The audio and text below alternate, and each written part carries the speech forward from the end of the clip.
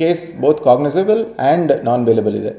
So ಇದು ಭಾಳ ಏನೋ ಇಂಪಾರ್ಟೆಂಟ್ ಲೆಜಿಸ್ಲೇಷನ್ ಇದೆ. ಮತ್ತು ಇದು ಪಿನಲೈಸಸ್ ಯಾರು ಈ ಅನ್ರೆಗ್ಯುಲೇಟೆಡ್ ಮನಿ ಲ್ಯಾಂಡರ್ಸ್ ಆಗಿರಲಿ ಅಥವಾ ಯಾವುದು ಫೈನಾನ್ಷಿಯಲ್ ಇನ್ಸ್ಟಿಟ್ಯೂಷನ್ಸ್ ಆಗಿರಲಿ, ಯಾರು ಈ ರೀತಿ RBI ನಾರ್ಮ್ಸ್ನ ವೈಲೇಟ್ ಮಾಡ್ತಾರೆ ಅಥವಾ ಯಾವುದೇ ರಿಜಿಸ್ಟ್ರೇಷನ್ ಇಲ್ದೂ ಕೂಡ ಹಣನ ಕೊಡ್ತಾರೆ, ಅವರಿಗೆಲ್ಲರನ್ನೂ ಏನೋ ಮಟ್ಟ ಹಾಕಲಿಕ್ಕೆ ಮತ್ತು ಅದನ್ನು ಕಾನೂನು ಅಡಿಯಲ್ಲಿ ತಂದು ಅವರಿಗೆ ಕಾನೂನು ರೀತಿಯಲ್ಲಿ ಕಠಿಣ ಶಿಕ್ಷೆ ಕೊಡಲಿಕ್ಕೆ ಇರೋ ಒಂದು ಲೆಜಿಸ್ಲೇಷನ್ ಅಂದರೆ ಈ ಮೈಕ್ರೋ ಫೈನಾನ್ಸ್ ಆ್ಯಕ್ಟ್. ಅದರಲ್ಲಿ ನಾವು ಒಂದು ಸೆಕ್ಷನ್ ಆ್ಯಡ್ ಮಾಡಿದ್ದೀವಿ. ಅದ್ರ ಜೊತೆಗೆ extortion as per BNS. Extortion ಅಂದರೆ ತಮಗೆ ಗೊತ್ತಿದೆ, ಬಲವಂತವಾಗಿ ಯಾವುದೋ ಒಂದು ಬೆದರಿಕೆ ಮೇರೆಗೆ ಹಣನ ಒಬ್ಬರಿಂದ ಪಡೆಯೋದು ಅಥವಾ ವಸೂಲಿ ಮಾಡೋದು.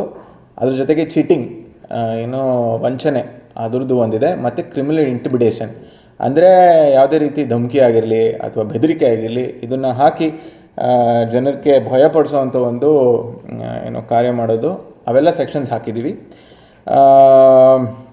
ಅದ್ರ ಜೊತೆಗೆ ಇವಾಗ ನಮಗೆ 10 ಲಿಕ್ಕರ್ ಬಾಟಲ್ ಸಿಕ್ಕಿರೋದ್ರಿಂದ, ಅದು ನಮ್ಗೆ ರೇಡಲ್ಲಿ ಸಿಕ್ಕಿರೋದ್ರಿಂದ, ಅದು ಗೋವಾದಾಗಿರೋದ್ರಿಂದ, ಅದಕ್ಕೆ ಅದು ದಾಖಲಾತಿ ಇಲ್ದಿರೋದ್ರಿಂದ, ಮತ್ತು ಒಬ್ಬ ವ್ಯಕ್ತಿ 4 ಲೀಟ್ರಿಗಿಂತ ಜಾಸ್ತಿ ಇಟ್ಕೊಳ್ಳಲಿಕ್ಕೆ ಪ್ರೊವಿಷನ್ ಇಲ್ಲದೆ ಇರೋದ್ರಿಂದ ಅದು ಕೂಡ ಕೇಸ್ ಮಾಡಿದ್ದೀವಿ. ಅದನ್ನು ಕೂಡ ನಾವು ಅಳವಡಿಸ್ತೀವಿ. ಸೊ 2 ಸಪ್ರೇಟ್ ಕೇಸಸ್ ಇದರಲ್ಲಿ ಕೂಡ ಆಗುತ್ತೆ. ನಮಗೇನಿದೆ ಅನಿಸುತ್ತೆ ಅಂತ ಹೇಳಿದರೆ, ಇವರು ಬಹುಶಃ ಅದನ್ನು ಅಡ ಇಡೋ ರೀತಿಯಲ್ಲಿ ತೊಗೊಂಡಿರ್ಬೋದು ಅಥವಾ ಪ್ರಾಮಿಸರಿ ಸೆಕ್ಯೂರಿಟಿಯಾಗಿ ತೊಗೊಂಡಿರ್ಬೋದು. ಅದ್ರ ಜೊತೆ ವಿಶೇಷವಾಗಿ ಇನ್ನೊಂದು ಮಾಹಿತಿ ಹೇಳಲಿಕ್ಕೆ ಮರೆತೆ, ಇವನು ಒಂದಷ್ಟು ಚಿಟ್ ಫಂಡ್ ಕಂಪನೀಸಲ್ಲಿ ದುಡ್ಡು ಹಾಕಿದ್ದಾನೆ. ಸೊ ಆಲ್ಮೋಸ್ಟ್ ಅದು ಒಂದು 5 ಲಕ್ಷ ಮತ್ತು ಒಂದು 7 ಲಕ್ಷ ಎಲ್ಲೋ ಪುಸ್ತಕದಲ್ಲಿ ನನಗೆ ನೋಡೋಂಗೆ ಜ್ಞಾಪಕ ಇತ್ತು. ಸೊ ಅದನ್ನು ನಾವು ಕೂಡ ಸೀಸ್ ಮಾಡ್ತಾಯಿದ್ದೀವಿ. ಸೊ ಅದರದ್ದು ಈ ದುಡ್ಡು ಅಲ್ಲಿ ಹೆಂಗೆ ಹೋಯಿತು, ಅದನ್ನು ಅವನು ಪಾವತಿ ಮಾಡಲಿಕ್ಕೆ ತಿಂಗಳ ಹೆಂಗೆ ಆ ದುಡ್ಡು ಬಂತು ಅಂತ ಹೇಳಿ ಕೂಡ ಇನ್ವೆಸ್ಟಿಗೇಷನ್ ಆಗುತ್ತೆ. ಸೊ ಇದರಲ್ಲಿ we want to make this case an example. ಯಾರಿಗನ್ನ ಗದಗ ಜಿಲ್ಲೆಯಲ್ಲಿ ಹಿಂಗೆ ಅಕ್ರಮವಾಗಿ ಮಾಡಿದರೆ ಅವ್ರಿಗೆ ನಾನು ಕಟ್ಟುನಿಟ್ಟ ಸಂದೇಶ ನೀಡ್ತಾ ಇದ್ದೀನಿ, ನಾವು ನಿಮಗೆ ಬಿಡಲ್ಲ. ಸೊ ಈ ರೀತಿ ಹೇಳಲಿಕ್ಕೆ ಬಯಸ್ತೀನಿ. ಇಲ್ಲ, ನಾವು ಇವಾಗ ಸೀಸ್ ಮಾಡಿದ್ದೀವಿ ಸಾಕಷ್ಟು ಡಾಕ್ಯುಮೆಂಟ್ಸು. ಆ ಸಾಕಷ್ಟು ಡಾಕ್ಯುಮೆಂಟ್ಸ್ನ ನಾನು ಅನಲೈಸ್ ಮಾಡಲಿಕ್ಕೆ I need some time. But ಅದರಲ್ಲಿ ನನಗೆ ಒಂದಷ್ಟು ಏನು ಸಿಕ್ಕಿದೆ ಅಂತ ಹೇಳಿದರೆ, ಇವನು ಬೇರೆ ಒಂದಷ್ಟು ರಿಜಿಸ್ಟರ್ಡ್ ಚಿಟ್ ಕಂಪನೀಸಲ್ಲಿ ತಿಂಗಳ ದುಡ್ಡು ಕಟ್ಟಿದ್ದಾನೆ.